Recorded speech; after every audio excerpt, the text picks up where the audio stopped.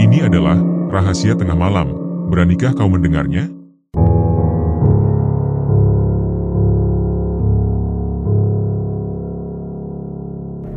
Di Banjarmasin, keluargaku sudah lama dikenal memiliki kepekaan khusus terhadap dunia gaib. Hal itu bukan karena kami sengaja mencarinya, melainkan karena warisan leluhur yang seakan mengalir dalam darah, membuat kami lebih peka terhadap hal-hal yang tak kasat mata. Ayah sering menceritakan tentang para nenek moyang kami yang konon memiliki ikatan dengan roh-roh penjaga tanah Kalimantan, termasuk sosok Sultan Suryansyah yang namanya tetap harum dalam garis keturunan kami. Sebagai bagian dari generasi muda, awalnya aku merasa skeptis. Namun, pengalaman-pengalaman kecil yang kualami membuatku tak lagi bisa menampik bahwa ada sesuatu di luar batas logika yang benar-benar nyata. Kisah ini bermula ketika Tante Mimin bersama suami dan anak balitanya memutuskan pindah ke Kapuas, sebuah kabupaten di Kalimantan Tengah, yang dapat ditempuh dengan perjalanan darat selama 3 jam dari Banjarmasin. Om Yanto, suami Tante Mimin, saat itu mendapat tawaran bekerja sebagai mandor di perkebunan kelapa sawit, dan mereka melihat kesempatan itu sebagai awal dari kehidupan baru. Aku masih jelas mengingat hari ketika kami mengantar mereka ke terminal bus. Tante Mimin dengan senyum penuh semangat memelukku erat sambil menggendong anaknya, Aji, yang tampak mengantuk di pelukannya. Setelah kepindahan itu, Tante Mimin sering mengabarkan berita lewat telepon. Mereka kini tinggal di desa Seihanyo, sebuah perkampungan di pinggir sungai Kapuas yang dikelilingi hutan lebat dan ladang sawit luas. Suasananya begitu khas pedesaan Kalimantan, dengan rumah-rumah panggung yang berdiri di tepi jalan tanah, aroma kayu bakar dari dapur-dapur warga, serta lantunan azan yang bergema dari masjid kecil di ujung kampung. Namun, ada sesuatu yang berbeda di sana. Dalam ceritanya, Tante Mimin sering menyebut tentang bisik-bisik warga mengenai hal-hal gaib. Ada kisah tentang kuntilanak yang muncul di pohon pisang, atau suara tangisan dari arah hutan ketika malam tiba. Aku hanya menanggapi dengan tawa kecil, menganggapnya sekadar bumbu cerita pedesaan. Tante Mimin sendiri cepat akrab dengan para tetangga. Hampir setiap sore ia bergabung bersama ibu-ibu di teras rumah Burina, seorang perempuan ramah yang kerap menyajikan kopi hitam pahit bagi tamunya. Obrolan mereka ringan, mulai dari harga beras di pasar, resep urap-urap, hingga cerita tentang anak-anak yang baru masuk sekolah. Aku sempat berkunjung sekali, dan suasana itu terasa hangat. Di bawah rindangnya pohon mangga, mereka duduk di atas tikar pandan sambil menikmati sepoi angin yang membawa aroma sungai. Namun di balik keakraban itu, ada sesuatu yang membuatku tidak tenang. Mungkin karena cerita-cerita gaib yang kerap dituturkan Tante Mimin, atau mungkin juga karena tatapan tajam seorang tetangga yang entah mengapa terasa begitu menembusku. Tradisi di kampung itu masih sangat kental. Setiap malam Jumat Kliwon, warga selalu mengadakan tahlilan di rumah kepala desa, dan sesekali ada ritual kecil untuk menghormati roh-roh penjaga. Tante Mimin yang awalnya hanya penutur cerita akhirnya ikut terlibat dalam tradisi tersebut. Ia sering mengatakan bahwa di kampung itu, orang akan dianggap aneh bila tidak ikut serta dalam kebiasaan semacam itu.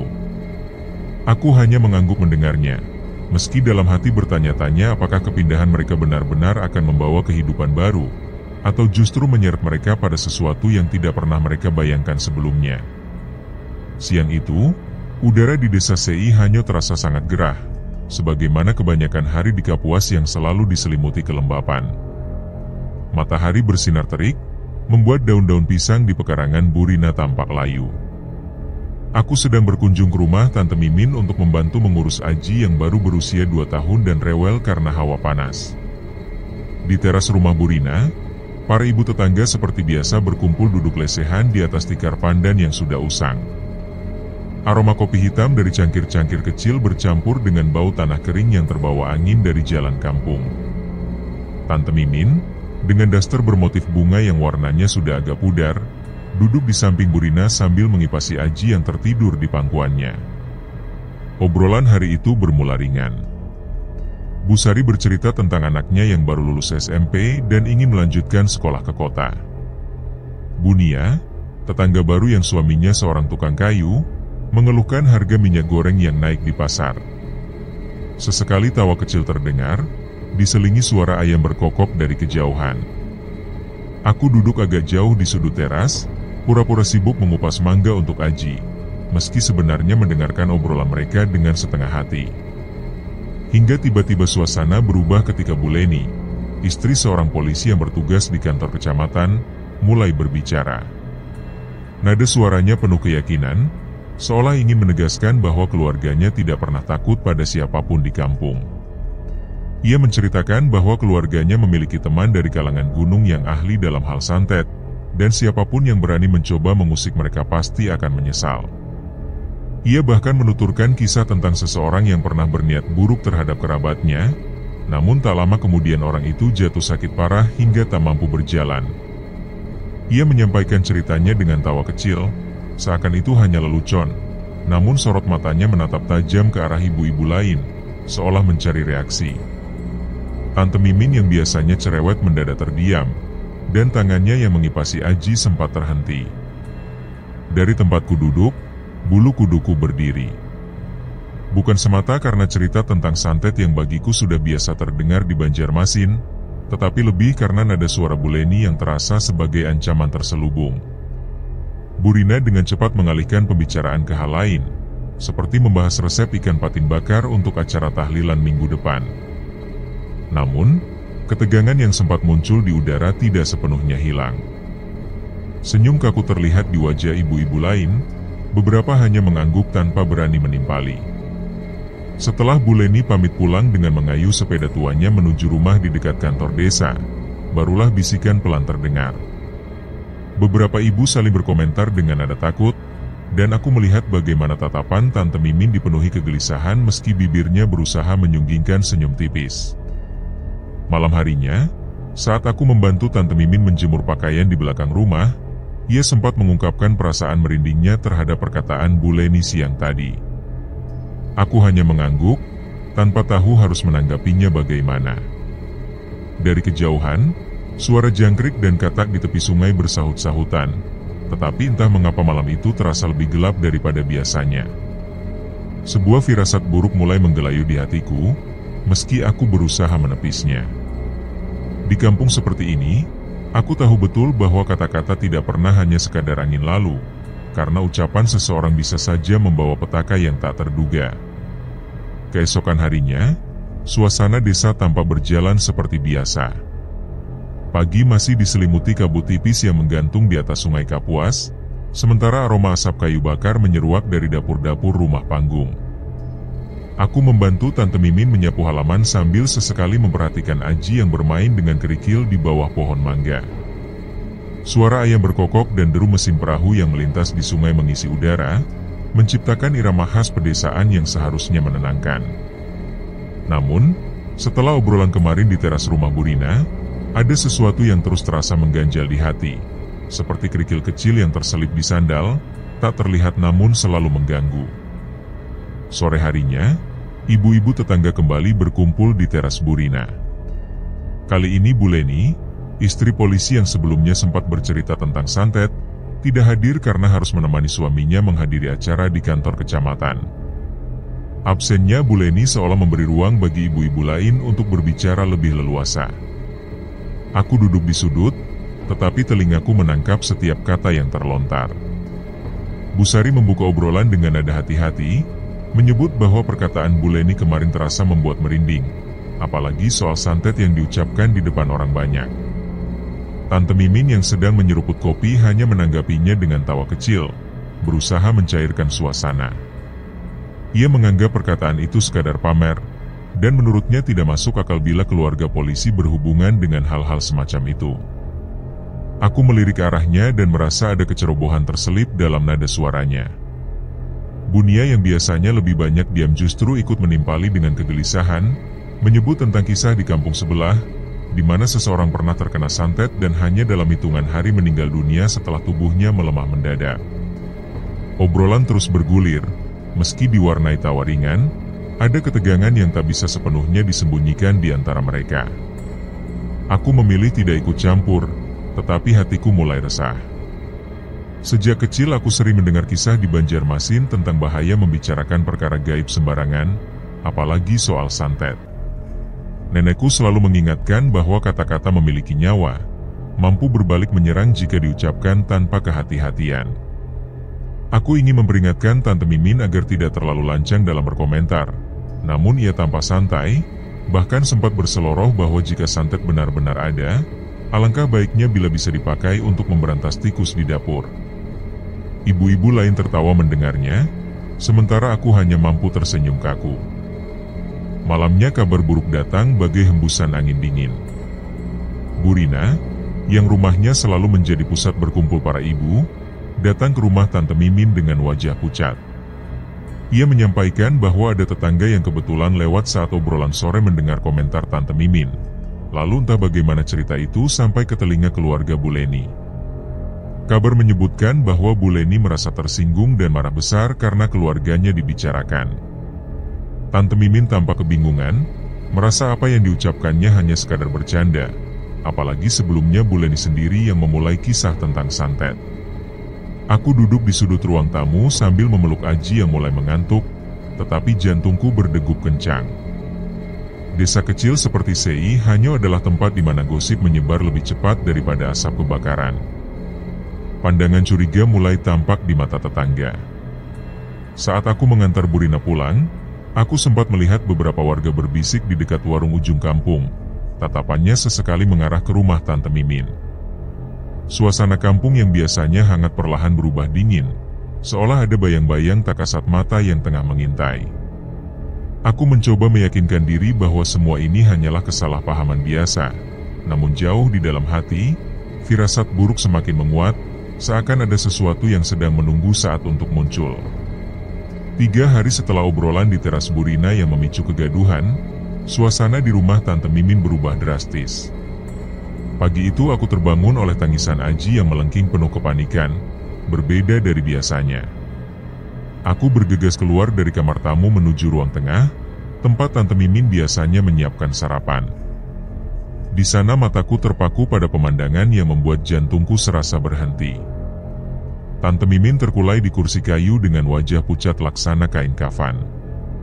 Tubuhnya lemah seolah tanpa tulang. Om Yanto berlutut di sampingnya, menggenggam tangannya dengan suara parau yang bergetar memanggil namanya. Aji yang masih balita menangis di sudut ruangan, tak mengerti apa yang tengah terjadi. Aku segera mendekat, berusaha memeriksa keadaannya. Nafasnya masih ada, namun sangat lemah, seperti hembusan angin yang hampir padam. Keringat deras membasahi dahinya, meski kulitnya terasa dingin. Yang lebih mengerikan, kulitnya mulai menguning layaknya daun pisang yang layu, sementara kuku-kukunya berwarna kehijauan, menyerupai lumut yang tumbuh di batu sungai. Aku tak pernah menyaksikan gejala seperti itu sebelumnya, dan kepanikan kian merayapi dadaku. Om Yanto menjelaskan bahwa pagi itu istrinya masih bercanda dengan Aji, hingga tiba-tiba merasa pusing dan langsung terjatuh. Kami pun segera membawanya ke puskesmas terdekat dengan perjalanan setengah jam menggunakan motor melewati jalan tanah berdebu. Dokter muda yang bertugas memeriksanya dengan seksama, tetapi wajahnya tampak bingung. Menurutnya, ini bukan demam biasa, bukan pula malaria. Ia menyarankan agar Tante Mimin dibawa ke rumah sakit di kota. Namun aku tahu, perjalanan menuju kota memakan waktu berjam-jam, sementara kondisinya tidak memungkinkan. Dokter hanya memberikan suntikan vitamin dan obat penurun demam, tetapi tidak ada perubahan berarti. Tante Mimin tetap tak sadarkan diri, hanya sesekali terdengar gumaman samar seperti sedang memanggil seseorang dari dunia lain. Sesampainya di rumah, Om Yanto memutuskan mencari pertolongan lain. Di kampung seperti Seihanyo, ketika tenaga medis tak mampu memberi penjelasan, warga biasanya beralih pada dukun atau tokoh spiritual. Ia lalu menghubungi Pak Haji Amran, seorang dukun tua dengan jenggot putih dan sorban sederhana, yang dikenal memiliki kemampuan melihat hal-hal gaib. Sore itu Pak Haji datang dan duduk bersila di samping Tante Mimin yang terbujur di atas tikar ruang tengah. Asap kemenyan mengepul memenuhi ruangan hingga menyesakkan. Setelah membaca doa-doa dan menempelkan telapak tangannya di dahi Tante Mimin, raut wajahnya mengeras. Ia mengatakan bahwa ini bukan penyakit biasa, melainkan gangguan yang dikirim seseorang melalui ilmu hitam. Ucapan itu terasa seperti petir di siang bolong. Om Yanto menatapnya dengan mata membelalak, sementara bulu kuduku berdiri seketika. Pikiranku langsung terlempar pada obrolan 3 hari lalu, pada perkataan Bu Leni, serta komentar ceroboh Tante Mimin yang mungkin telah sampai ke telinga orang yang salah. Namun aku memilih diam, tak sanggup menambah beban suami Tante Mimin yang sudah tampak putus asa. Malam itu rumah terasa pengap meski semua jendela terbuka lebar. Aku duduk di sisi Tante Mimin, menggenggam tangannya yang semakin dingin sambil berdoa dalam hati. Tiba-tiba hawa aneh menyelusup di sekitar rumah. Bukan angin, bukan pula suara, melainkan kehadiran yang tak bisa kujelaskan. Aku ingin menyampaikan hal itu pada Om Yanto, tetapi melihat wajahnya yang kosong dan muram, aku memilih diam. Tetangga berdatangan membawa makanan dan doa, tetapi bisik-bisik tak bisa dielakkan. Ada yang menyebut bahwa semua ini terjadi akibat ucapan Tante Mimin tentang Bu Leni. Beberapa mencoba menenangkan dengan isyarat agar tidak memperpanjang masalah, namun aku pura-pura tidak mendengar. Hatiku semakin berat, firasat buruk yang sejak awal berusaha ku tepis kini terasa nyata, seperti bayangan kelam yang merayap semakin dekat. Tante Mimin yang biasanya ceria dan penuh tawa kini hanya terbaring tak berdaya, dan aku tidak tahu apa yang harus kulakukan untuk menyelamatkannya. Malam Jumat itu menjadi malam yang tidak pernah bisa kulupakan sepanjang hidupku. Langit di atas sei hanya begitu pekat tanpa cahaya bintang, seakan awan tebal sengaja menutupi sinar bulan. Suasana di rumah Tante Mimin terasa pengap meskipun semua jendela sudah dibuka lebar. Tante masih terbaring di atas tikar ruang tengah, napasnya lemah, sementara wajahnya tampak pucat kekuningan layaknya lilin yang perlahan meleleh. Di sisinya, Om Yanto duduk dengan tangan gemetar, memegang tasbih yang terus berputar di sela jemarinya. Aji tertidur di pangkuan mamaku yang baru saja datang dari Banjarmasin setelah mendengar kabar buruk ini. Keluarga akhirnya memutuskan untuk mengadakan doa bersama malam itu dengan mengundang beberapa ulama dari kampung. Kiai Umar, Ustadz Hasan, dan Habib Ali yang merupakan tokoh agama disegani di Kapuas hadir untuk memimpin tahlilan. Sekitar pukul 8 malam, rumah mulai dipenuhi para tetangga yang datang membawa Al-Quran. Mereka duduk bersila di ruangan yang sudah dipenuhi aroma kemenyan dan minyak cendana. Suara Kiai Umar yang dalam menggema ketika ia memimpin bacaan doa, menciptakan suasana khusyuk sekaligus berat. Aku duduk di sudut dekat pintu, mencoba menenangkan diri, meski sejak sore jantungku tidak henti berdegup kencang. Ada rasa aneh yang terus menyelimutiku, seolah ada tatapan tak terlihat yang mengintai dari kegelapan. Kepekaan gaib yang diwariskan dalam keluargaku biasanya hanya terasa samar, tetapi malam itu wujudnya begitu nyata, hingga bisikan tak kasat mata seakan berhembus di telingaku. Di tengah lantunan doa, lampu ruang tengah tiba-tiba berkedip lalu padam. Beberapa tetangga sempat terkejut, namun suasana kembali ditenangkan oleh para ulama. Lilin segera dinyalakan, cahayanya yang redup membuat bayangan di dinding tampak bergerak sendiri. Pandanganku tertuju ke jendela, dan di sanalah aku melihat sesuatu yang tak seharusnya ada di dunia ini. Di bawah pohon pisang di halaman, sesosok jin berwarna merah dengan tanduk dan mata menyala seperti bara menatap tajam ke arah rumah. Di atap, bayangan hitam bergelantungan menyerupai monyet, tetapi berwajah manusia yang mengerikan. Dari arah sungai, terdengar tawa cekikikan yang dingin dan tidak wajar, membuat bulu kuduku meremang. Aku meraih lengan mamaku, ingin bersuara, tetapi tenggorokanku terasa terkunci. Mama yang juga memiliki kepekaan gaib menggenggam tanganku erat dan mengisyaratkan agar aku membaca doa dalam hati. Meski mengangguk, ketakutan sudah menggerogoti keberanianku. Suasana semakin panas, seolah ada tungku raksasa yang menyala di dalam rumah. Padahal malam itu seharusnya sejuk, namun keringat mulai membasahi wajah beberapa tetangga. Habib Ali yang duduk di dekat Tante Mimin tiba-tiba membuka mata lebar. Dari ekspresinya terlihat jelas bahwa gangguan ini bukanlah hal biasa. Ia berkata bahwa pasukan gaib telah datang, dan mereka memiliki kekuatan besar. Kiai Umar segera mempercepat bacaan Yasin.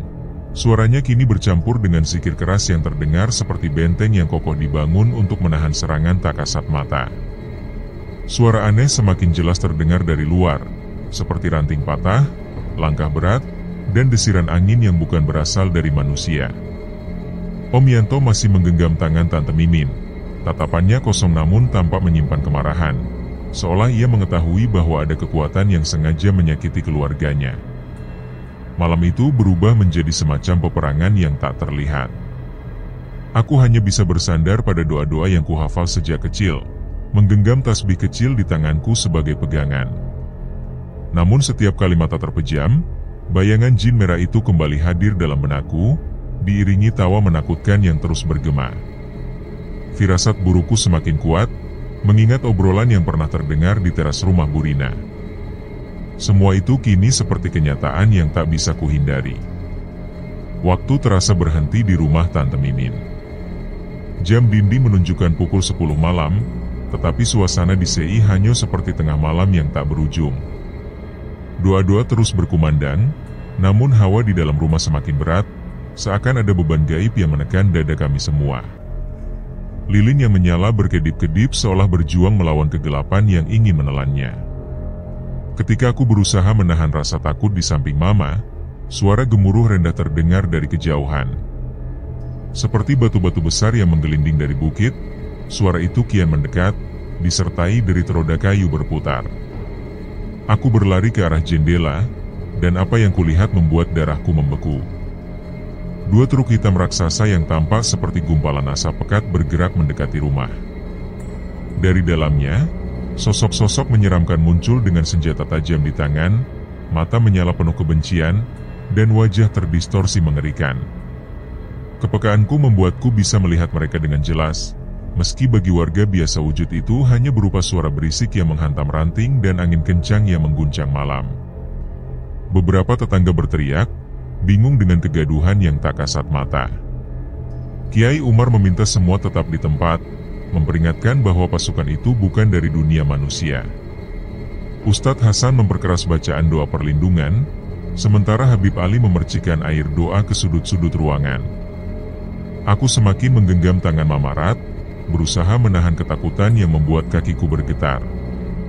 Pertempuran gaib di luar terasa seperti badai yang menghantam dinding rumah.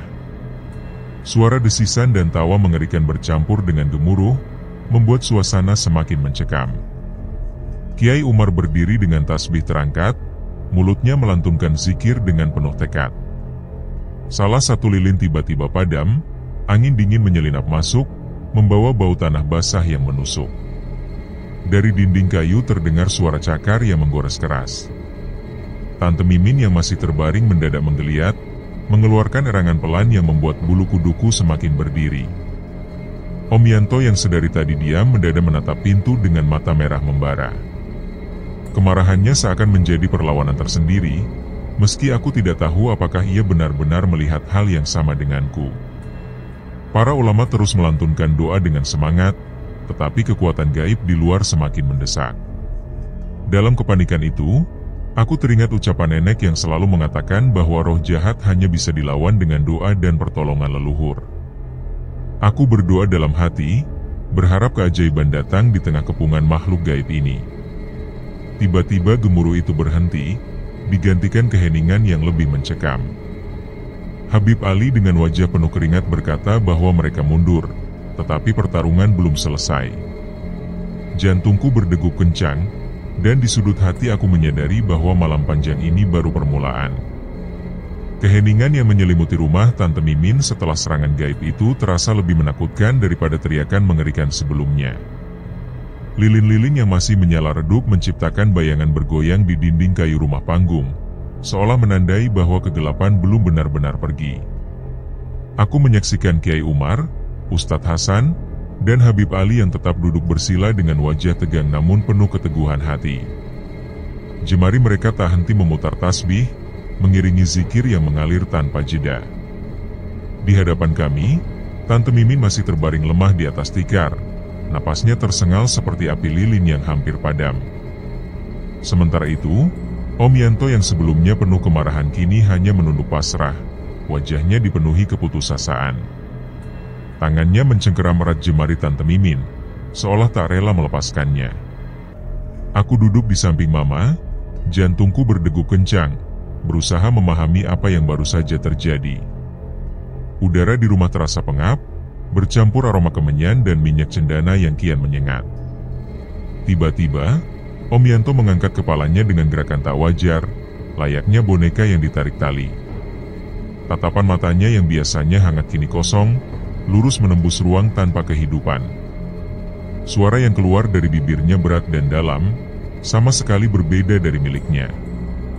Saat itu aku merinding, menyadari bahwa sosok yang berbicara bukanlah Om Yanto. Mama menggenggam tanganku dengan erat, berbisik bahwa roh leluhur Sultan Suryansyah yang kini hadir melalui tubuhnya.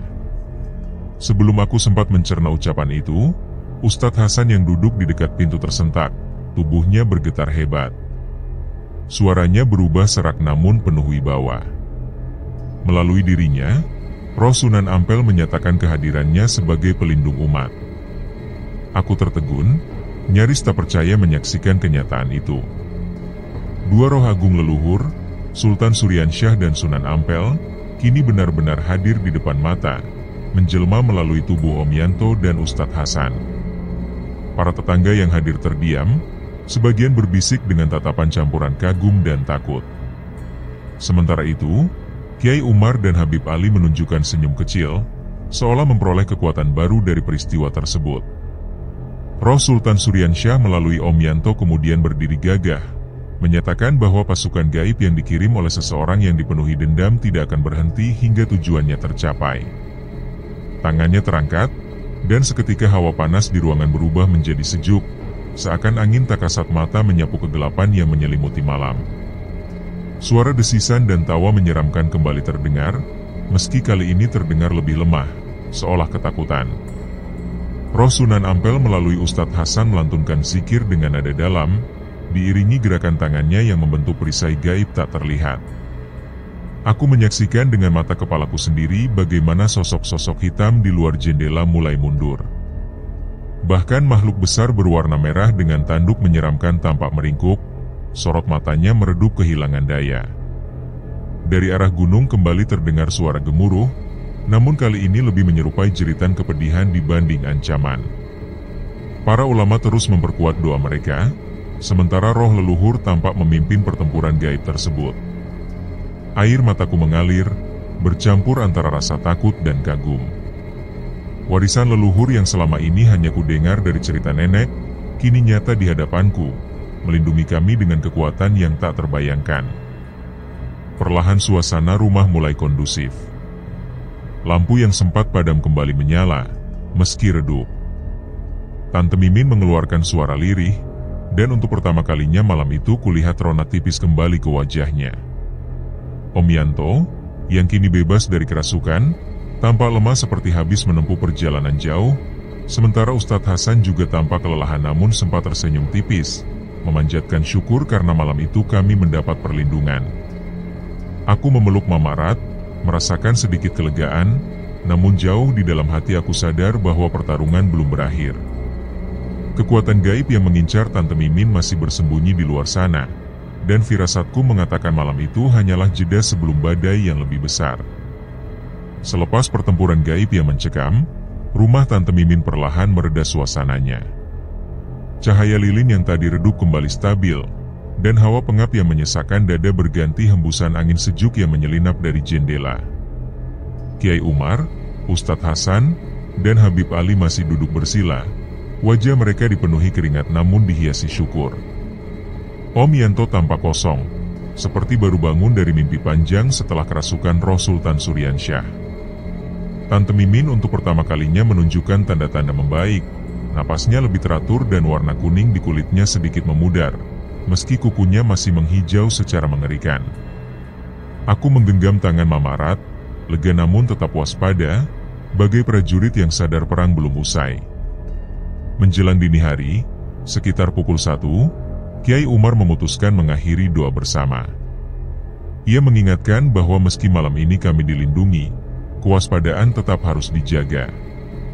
Para tetangga yang hadir mulai pulang, berbisik-bisik dengan wajah penuh kekaguman atas apa yang baru saja mereka saksikan. Aku membantu Mama membereskan tikar dan cangkir-cangkir kopi, sesekali melirik ke arah Tante Mimin yang tampak tidur lebih nyenyak. Om Yanto duduk di sampingnya, mengusap wajah istrinya dengan penuh kelembutan. Tiba-tiba, Tante Mimin membuka mata, suaranya lemah namun jelas menyatakan ingin ke kamar mandi.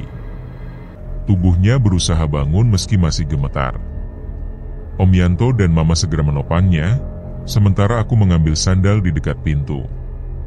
Ada rasa lega di dalam diriku melihat kesadarannya kembali, mengira bahwa ini pertanda kesembuhan. Kiai Umar yang masih berada di ruangan mengangguk kecil, mengingatkan agar ia dibawa dengan hati-hati tanpa lepas dari pengawasan. Aku mengangguk, namun entah mengapa firasat buruk yang sempat mereda kembali muncul, berbisik dingin di telingaku. Kamar mandi di rumah Tante Mimin berada di belakang, terpisah dari rumah panggung, dihubungkan lorong kayu sempit. Om Yanto dan Mama mengapit Tante Mimin, berjalan perlahan menuju ke sana. Aku mengikuti dari belakang sambil membawa senter kecil, karena lampu di lorong redup. Malam terasa terlalu sunyi, tanpa suara jangkrik atau katak yang biasanya ramai di tepi sungai. Aku berusaha menepis rasa takut, meyakinkan diri bahwa kehadiran roh leluhur sudah mengusir ancaman gaib. Namun keyakinan itu runtuh seketika. Saat Tante Mimin masuk ke kamar mandi ditemani Mama, sementara Om Yanto menunggu di luar, suara gemuruh pelan kembali terdengar dari arah gunung, tanda sesuatu mendekat. Sebelum aku sempat bereaksi, jeritan Mama memecah kesunyian. Aku dan Om Yanto segera berlari, mendorong pintu kayu yang setengah terbuka. Di dalam, tubuh Tante Mimin terkulai di lantai. Matanya terbuka lebar dengan ekspresi ngeri. Lehernya dipenuhi bekas cekikan berwarna biru ungu, seolah sidik jari raksasa tak kasat mata menjeratnya. Mama memeluk tubuhnya sambil menangis histeris, sementara Om Yanto berlutut, jeritannya penuh kepedihan. Aku hanya berdiri membeku, tak mampu bergerak. Senternya terjatuh dari tanganku, cahaya bergetar menyapu lantai kamar mandi yang basah. Di sudut ruangan, sekilas tampak bayangan hitam bergerak cepat, disertai tawa dingin yang menusuk telinga. Pasukan gaib itu kembali, lebih ganas, memanfaatkan kelengahan kami. Kiai Umar dan Habib Ali berlari ke arah kami, namun semuanya sudah terlambat. Tante Mimin tidak lagi bernapas. Bekas cekikan di lehernya menjadi saksi bisu kejamnya serangan tersebut. Tangisan Om Yanto dan jeritan Mama memenuhi udara, sementara aku hanya berdiri kaku, tercekik rasa bersalah karena tak mampu berbuat apapun untuk menyelamatkannya. Kematian Tante Mimin meninggalkan luka dalam yang tak terucapkan. Rumah yang semalam dipenuhi doa dan harapan kini berganti tangis pilu dan keheningan mencekam. Om Yanto terduduk di sudut ruang tengah, memeluk Aji yang menangis tanpa henti. Wajahnya kosong seakan separuh jiwanya hilang.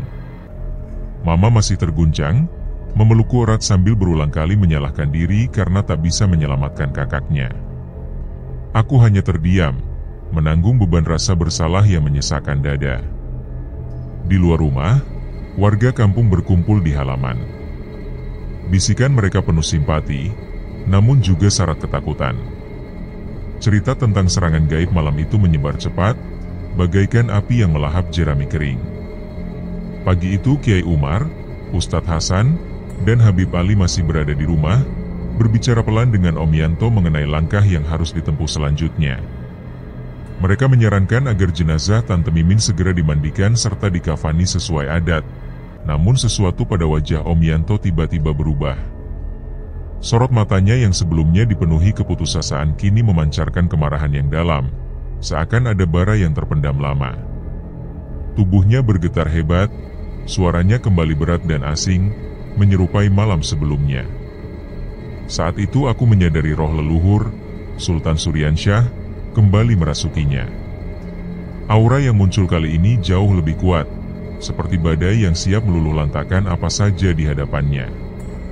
Om Yanto, atau lebih tepatnya roh Sultan Suryansyah, duduk bersila di tengah ruangan.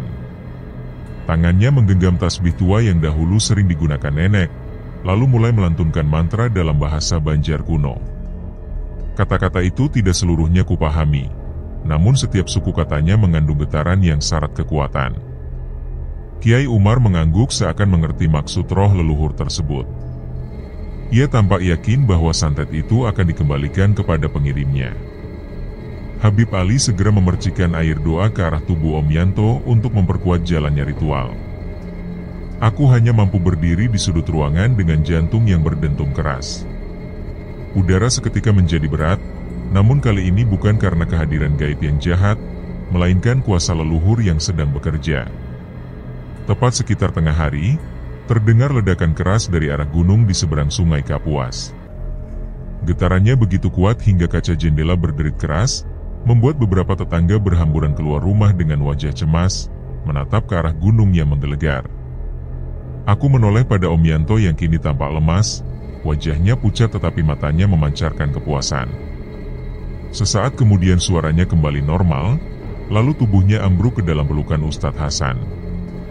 Keesokan harinya, kabar berembus di kampung bahwa seorang dukun terkenal yang tinggal di lereng gunung ditemukan tewas di rumahnya. Tidak ada luka fisik, namun wajahnya dipenuhi ekspresi ketakutan yang membeku. Warga berbisik-bisik, meyakini bahwa dialah dalang di balik santet yang menimpa Tante Mimin. Meski demikian, tak seorang pun berani mengucapkannya secara terang-terangan. Aku sendiri dilanda perasaan campur aduk. Ada kelegaan karena keadilan gaib seolah ditegakkan, tetapi hatiku tetap remuk sebab Tante Mimin tidak lagi bisa diselamatkan. Saat memandang Aji yang tertidur di pangkuan Mama, aku bersumpah untuk menjaganya apapun yang terjadi. Malam itu, ketika persiapan pemakaman Tante Mimin berlangsung, aku merasakan kehadiran yang lembut di sekitar rumah. Seolah roh leluhur masih menjaga kami. Namun jauh di balik ketenangan itu, aku tahu misteri ini belum sepenuhnya berakhir. Hari-hari setelah kepergian Tante Mimin terasa seperti kabut tebal yang menyelimuti desa Seihanyo. Rumah yang dulu riuh dengan tawa kini dipenuhi keheningan, hanya sesekali terpecah oleh tangisan Aji yang merindukan ibunya. Om Yanto berubah menjadi sosok pendiam dengan wajah muram, seakan separuh jiwanya turut terkubur bersama istrinya. Aku dan Mama memutuskan untuk tinggal lebih lama di Kapuas demi menemani keluarga ini. Kami membantu mengurus Aji serta menjaga rumah yang terasa semakin kosong. Pemakaman Tante Mimin berjalan sederhana, dihadiri warga kampung dengan wajah penuh simpati namun juga bayang-bayang ketakutan. Bisik-bisik tentang santet dan ledakan di gunung masih terdengar lirih, meski tak ada yang berani membicarakannya secara gamblang. Aku sendiri tak bisa hanya berdiam. Rasa penasaran dan kemarahan bercampur menjadi satu, mendorongku mencari tahu siapa sebenarnya dalang di balik semua ini. Aku mulai mengamati dengan seksama, mendengarkan percakapan warga di warung ataupun ketika mereka berkumpul di masjid. Hingga suatu sore, saat membantu Bu Rina menyiapkan makanan untuk tahlilan 40 hari Tante Mimin, telingaku menangkap sesuatu yang membuatku terpaku. Dengan suara berbisik, Bu Rina menyebut bahwa beberapa warga mencurigai Bu Leni, istri seorang polisi, memiliki kaitan dengan dukun di gunung yang tewas itu. Ia pernah mengaku memiliki kenalan di sana, dan setelah ucapan Tante Mimin tentang santet, ia terlihat marah besar. Aku tak langsung mempercayainya, namun potongan-potongan cerita mulai menyatu seperti kepingan puzzle. Ingatanku kembali pada kemarahan Bu Leni di teras, ucapannya yang menyiratkan ancaman, dan kematian mendadak sang dukun. Semua itu mengarah pada satu titik yang mencurigakan. Aku kemudian berbincang dengan Mama. Beliau mengingatkan agar kami berhati-hati, sebab persoalan ini bukan hanya menyangkut hal gaib, melainkan juga urusan manusia. Akhirnya, kami memutuskan untuk meminta nasihat pada Pak Haji Amran, orang yang pernah memeriksa Tante Mimin, serta pada Pak Lurah yang dihormati masyarakat. Dengan wajah serius, Pak Haji Amran mengatakan sudah lama mendengar rumor bahwa Bu Leni kerap mengunjungi dukun di gunung, meski tak ada bukti kuat. Pak Lurah yang lebih bijak menyarankan agar perkara ini dibawa ke ranah hukum adat, sebab di Kapuas, hukum adat masih dijunjung tinggi ketika hukum negara tak mampu menyentuh. Setelah melalui musyawarah panjang bersama para tokoh kampung, diputuskan bahwa Bu Leni akan dipanggil untuk menjalani sidang adat tertutup di balai desa. Sidang itu hanya dihadiri para tokoh adat, ulama, serta beberapa tetangga yang dapat dipercaya. Bu Leni datang dengan wajah tegang, didampingi suaminya yang tampak gelisah. Ketika ditanya, ia membantah keras keterlibatannya dengan dukun di gunung. Namun sorot matanya tidak bisa menyembunyikan kegelisahan batinnya. Seorang tetangga yang pernah melihatnya berada di sekitar rumah dukun memberikan kesaksian.